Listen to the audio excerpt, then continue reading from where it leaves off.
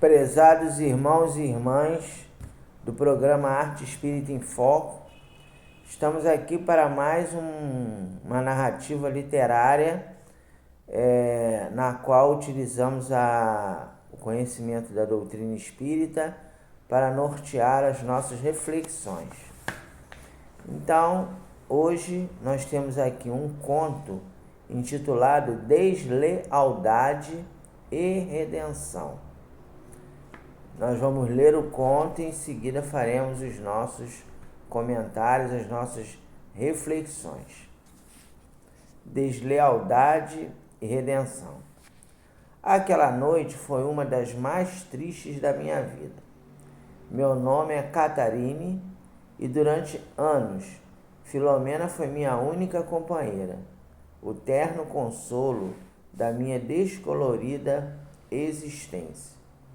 Isto porque minha vida é dividida por densas amarguras, fortes etapas de insuportável dor. Durante 10 anos fui vítima de um relacionamento tóxico. Comecei a namorar João Vitor aos 18 anos. Começamos mal. Certa noite, sem meu consentimento, ele desvirginou-me. Por mais que eu esclarecesse a respeito do meu despreparo para relações sexuais, João Vitor forçou a barra e, encostando-me num muro, deflorou-me na rua mesmo, em condições brutais. Estuprou-me por mais que eu pedisse para que ele parasse. Eu era muito dependente emocionalmente, pois aquele acontecimento deveria ser um sinal de alerta. O correto era eu nunca mais olhar na cara do sujeito. Mas minha fragilidade emocional levou-me a perdoá-lo e o pior, fui morar com ele. Daquele fatídico momento em diante, acabou-se meu sossego e começou a minha desdita. João Vitor tirava meu dinheiro à força para comprar drogas. Fiz um curso de cabeleireira profissional, especializei-me na implantação de tranças africanas. Trabalhava no salão de uma amiga, a Guiomar. O salão situava-se no centro da cidade. Às sextas-feiras eu trabalhava até tarde. Quando estava no final do expediente, João Vitor aparecia, tomava meu dinheiro das gorjetas e ia comprar drogas. Eu o odiava, mas não conseguia livrar-me dele. Extremamente violento, João Vitor batia-me e ameaçava-me de morte. Eu era presa àquele relacionamento tóxico. Até que os traficantes fizeram algo que eu desejava, mas não tinha coragem de fazer. Mataram-no. Um domingo eu estava na minha casa, no Buraco Quente, no Morro da Mangueira, quando eles chegaram. O dono do morro, na época, era Jorjão, um negro gigantesco, de 2 metros de altura e maldade. Naquela tarde de domingo, João Vitor estava vendo o jogo do Brasileirão, quando Jorjão e seus capangas chegaram na minha casa. João Vitor empalideceu, começou a gaguejar. Diante das desculpas esfarrapadas de João, o traficante deu o veredito: ou você me paga, ou vou te mandar para baixo, para sentar no colo do capiroto. João Vitor ajoelhou-se aos meus pés, apresentou-me uma lista enorme de dívidas acumuladas por causa do consumo excessivo de drogas. Ajoelhado aos meus pés, João Vitor implorou-me: faz um empréstimo no banco para que eu pague Jorjão, pelo amor de Deus. Fiquei calada. Considerei que não tinha obrigação de sacrificar-me por alguém que não me amava, apenas me explorava. Jorjão aproximou-se de mim. E então, madame, como ficamos? O bonito aí falou que a dívida é sua, que você vai fazer um empréstimo no banco para pagar a dívida dele. É verdade? Posso passar amanhã para pegar a grana? Minha resposta foi abanar a cabeça negativamente. Não tenho condições de pegar um empréstimo tão alto, Jorjão. Diante da minha posição, o traficante deu o veredito final. Meu irmão, acho que hoje mesmo você vai sentar no colo do capiroto. João Vitor gritou muito na hora que foi levado. Nunca mais tive notícias dele. Disseram na Mangueira que seu cadáver foi devorado por jacarés. Nunca o encontraram. Naquela tarde, senti os primeiros sintomas da gravidez. 9 meses depois, pari Maurício, filho de João Vitor. Esqueceu de dizer-lhes que sou negra e João Vitor era branco. Filho de família de classe média alta, João Vitor desvirtuou-se e não quis assumir a mega empresa familiar. Também não disse-lhes nada a respeito da minha família. Isto porque eu não conheci pai ou mãe. Fui criada pela minha avó materna, que morreu cedo. Aos 16 anos eu já morava sozinha e me virava como podia. Fiz um curso de cabeleireira profissional e desde então o meio de manter-me financeiramente era através da profissão que escolhi. Pois bem, estava amamentando Maurício, um mulatinho bonitinho que só vendo, quando Dona Sandra Avelar apareceu na enfermaria. Era a mãe de João Vitor. Chegou acompanhada de seguranças. A família Avelar comandava a poderosa rede de frigoríficos. João Vitor era filho único e o sonho da sua mãe era vê-lo à frente dos negócios da família, o que nunca aconteceu. Ele preferia morar na minha casa, situada no buraco quente, a aturar a loucura da mãe dele, uma psicopata de mão cheia.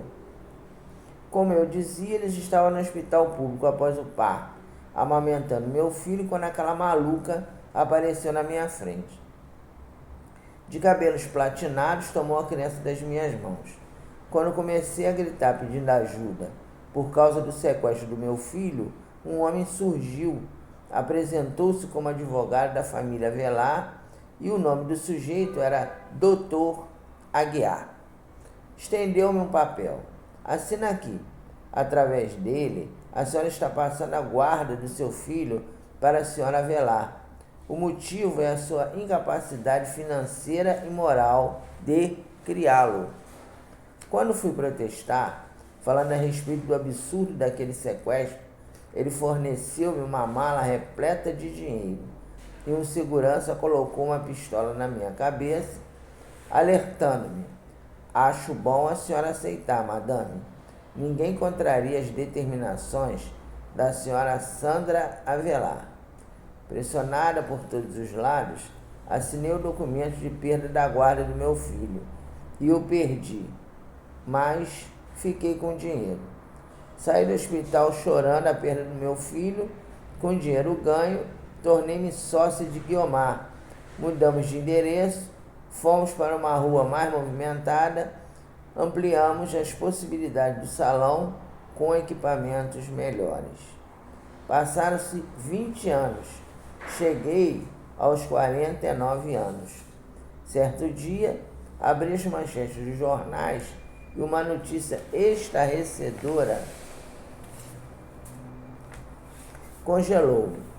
Os periódicos informavam que Maurício Avelar, nome que deram ao meu filho, neto da mega empresária Sandra Avelar, foi encontrado morto num motel, vítima de overdose provocada pelo excesso de drogas.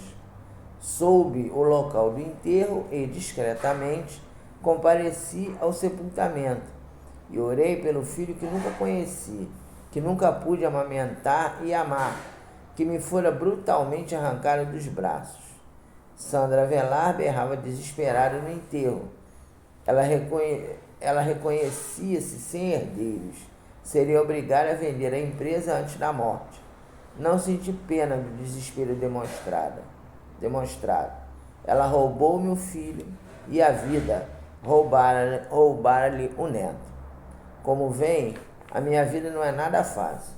Foi quando Guiomar apareceu-me com Filomena. Nessa época eu já saíra do buraco quente. Morava num apartamento alugado em São Cristóvão. Morava sozinha. A violência doméstica de João Vitor, acrescida da perda de Maurício, bloquearam-me emocionalmente de tal forma que senti-me incapaz de amar e ser amada. Pois foi neste contexto de total abandono que Guiomar doou-me Filomena, uma bela cachorrinha caramelo, que era meu único consolo afetivo. Era da raça Dachshund. É linguiça, aquele cachorro linguiça, que eu não sei falar. Desculpem aí o pessoal que está acompanhando, eu não sei falar esse nome da raça. Aquele compridinho linguiça. Dachshund, desculpa a pronúncia. Conhecida popularmente como linguiça. Chegou nas minhas mãos como frágil filhotinha, compensando minhas carências. Nossa amizade era tão grande que ela acompanhava-me no trabalho. Enquanto eu manipulava os cabelos das freguesas, ela ficava presa na varanda, quietinha. Passeávamos juntas, ela era minha fiel escudeira. Passaram-se 12 anos. Cheguei aos 61 anos de idade. E um câncer de mama de Filomena levou-a embora. Levei ao veterinário para tentar salvá-la, mas o médico disse-me: a injeção letal é a melhor solução. Ela está sofrendo muito. Na maca, Filomena olhou-me com carinha de gente, pedindo-me: eu te amo muito, mas preciso descansar. Eu te amo muito, mas eu preciso ir embora. Paguei a injeção letal e a cremação. Fui saindo chorando muito. Chegou a noite de Natal. Estou completamente sozinha. Sinto falta de Filomena. Chove. Ando nas ruas vazias. Existe um senhor que mora sozinho numa avenida próxima do meu edifício. E quando eu passo na porta da avenida, eu vejo um morador que está na entrada do grupo de moradias e eu digo-lhe: vim visitar o senhor Santini. O senhor pode me deixar entrar? O nome do homem que mora sozinho na avenida é Santini. Ele tem paralisia cerebral, a mão direita funciona, mas o resto do corpo é paralisado. Utiliza uma cadeira de rodas motorizada, que ele pilota com destreza. No final do mês, vai sozinho ao banco, tira o dinheiro do auxílio-doença que recebe no caixa eletrônico. Escreve o que necessita para comunicar-se com as pessoas através de um bloquinho, no qual escreve quando precisa. Mora sozinho, nunca fecha a porta de casa. O pessoal da avenida cotiza-se para ajudá-lo. Tem uma moradora que divide almoço e janta com ele. Ao ver-me, o homem que está na entrada da avenida fala-me: que bom a senhora veio. A porta da casa dele está aberta. Ele sempre passa o Natal sozinho. Faz companhia a Santini, por favor.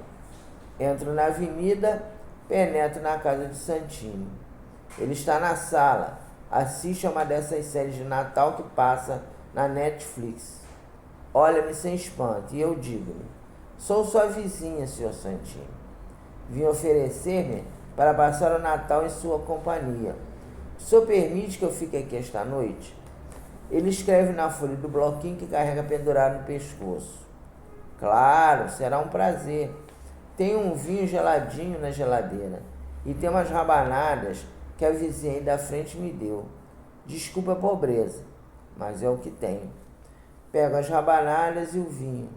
Começo a beber de estômago vazio e logo estou lamuriento e chato. Santini não escreve mais nada, apenas ouve. E eu digo-lhe meio bêbado, meio culpada, meio chorosa, a voz empastada de remorso: fui desleal com meu filho.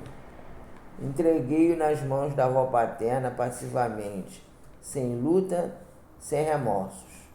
E caí no choro. Ele deixa-me chorar à vontade e depois escreve nas folhas do bloquinho este texto: redenção. Conheci uma mulher que culpa-se por tudo. O filho morreu e ela não teve oportunidade de salvá-lo. Vítima de drogas pesadas, o rapaz morreu cedo. Depois, Para compensar a dor da perda materna, ela arranjou uma cachorrinha que tratou como filha querida. Entretanto, a cachorrinha também morreu. Chegou o Natal e ela ficou sozinha durante a noite. Não teve ceia, não teve amor, não teve paz. No entanto, garanto-lhe que esta mulher não sabe, mas ela redimiu-se de todos esses possíveis pecados. Redimiu-se porque ofertou espontaneamente algumas gotas de ternura a um poeta extremamente solitário, que vive preso numa cadeira de rodas e tem paralisia cerebral. Ele mora sozinho, herdou uma casa de seu avô, não tem filhos, não tem cachorro, não tem nada. Nunca teve nada além da sua poesia, do fazer poético. Por isso, a vida do poeta é atravessada pelo oceano dos sonhos. E, em seus sonhos, o poeta imaginou que, num dia mágico, surgiria uma linda mulher capaz de amá-lo, ampará-lo, compreendê-lo. Hoje, noite de Natal, eu estava vendo um vídeo que retrata Jesus concretizando sonhos impossíveis de pecadores como ele na noite do seu nascimento. Parece que Jesus ouviu suas preces solitárias, porque enviou-lhe uma linda mulher, que por alguns segundos abriu seu coração e sangrou um rio caudaloso de imensas dores. Ele sabe que esta mulher daqui a pouco vai embora, vai esquecê-lo e nunca mais voltará. Porém, ele sabe que, quando temos um dia de felicidade na vida, uma noite branca de felicidade, já valeu a pena viver. Após ler o texto escrito por Santini, não vou embora. Passei a noite toda conversando com o poeta. Então esse é o texto, meus irmãos. E aí nós queríamos fazer aqui algumas reflexões sobre esse texto na seguinte forma. Nós sabemos que tem pessoas que vivem uma situação muito difícil, mulheres que são atingidas por violência doméstica, que foi o caso dessa nossa irmã aqui, dessa personagem, da Caterine, e pessoas que têm processos de problemas físicos, problemas de limitações físicas, que passam suas vidas extremamente solitárias. Como resolver isso? Quer dizer, como que nós conseguimos conviver com esses sofrimentos sem esmorecermos? Como é que uma pessoa, como esse companheiro aqui, que tem paralisia cerebral, como personagem, o Santini, pode ser feliz apesar de todas as dores? Então ele dá a resposta. Ele nos dá a resposta quando ele nos fala que Deus, em algum momento, ele permite para nós os atenuantes. E aí eu tenho assim alguns relatos que eu queria compartilhar com vocês de pessoas que nós conhecemos que podem exemplificar bem essa situação. Quando nós chegamos aqui no centro, tinha um grupo de pessoas que visitava a colônia de Curupaiti, que na época ela estava funcionando porque a hanseníase ainda não tinha cura. E lá morava um senhor chamado Amazonas Hércules, que era hanseniano, viveu a vida dele toda praticamente ilhado lá, isolado lá naquele local, mas que ele tinha fundado um centro espírita, chamado Centro Espírita Filhos de Deus, ali dentro da colônia. E nós visitávamos ele e verificávamos que, apesar da solidão, da doença, das dificuldades que ele tinha, ele não perdia o ânimo de viver. Ele tinha na sua fé, ele tinha na valorização dos pequenos momentos de felicidade que a vida lhe oferecia, e ele nos falava que aqueles domingos que nós íamos lá visitá-lo constituíam esse pequeno momento de felicidade que ele valorizava muito.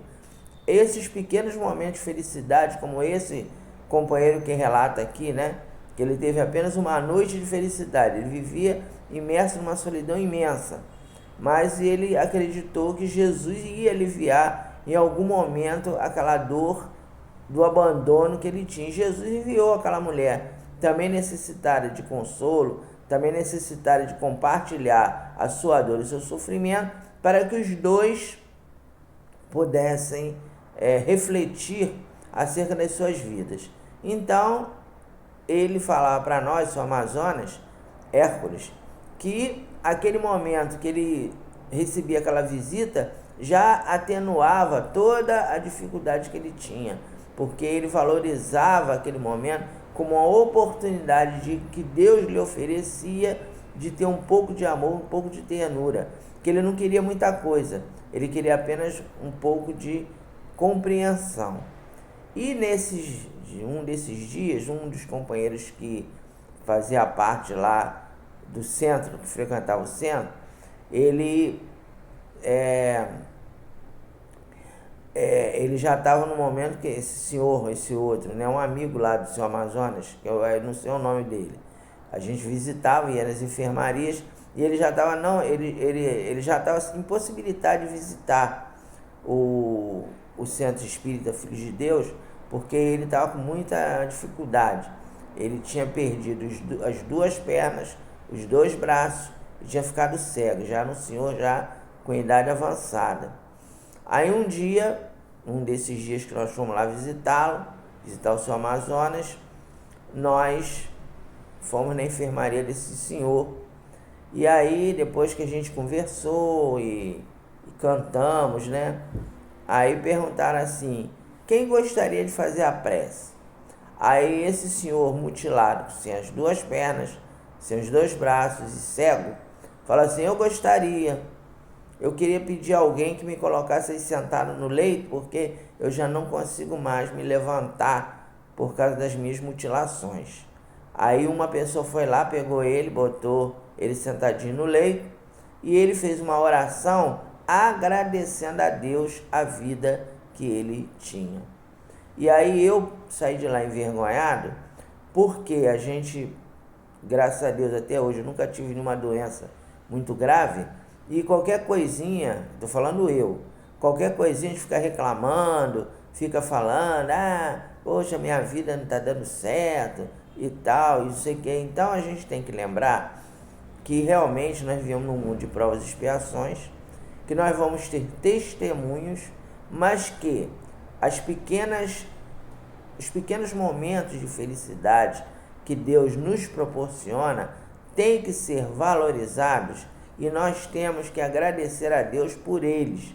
Então e não precisa ser muita coisa, não é questão de eu quero ganhar dinheiro, eu quero ficar rico, eu quero comprar um carro, nada disso material. É a questão do sentimento, é quando você compartilha o amor ao próximo, quando você compartilha a sua vida espiritual, as suas emoções com outros que passam pelo seu caminho. Isso aí já é o suficiente para que você possa se sentir feliz. Aí, mas isso aí são momentos de felicidade, é o suficiente. Então ele fala no texto, né, que ele sabe que aquela mulher vai embora, que ele não vai tê-la para sempre, mas que aquele momento será inesquecível, porque foi um momento em que houve um encontro improvável entre uma mulher sofrida e um poeta abandonado, e que ele vai guardar aquilo ali para sempre na sua memória, para consolá-lo de todas as dores que ele possa vir a ter. Então é isso aí que a gente queria conversar com vocês.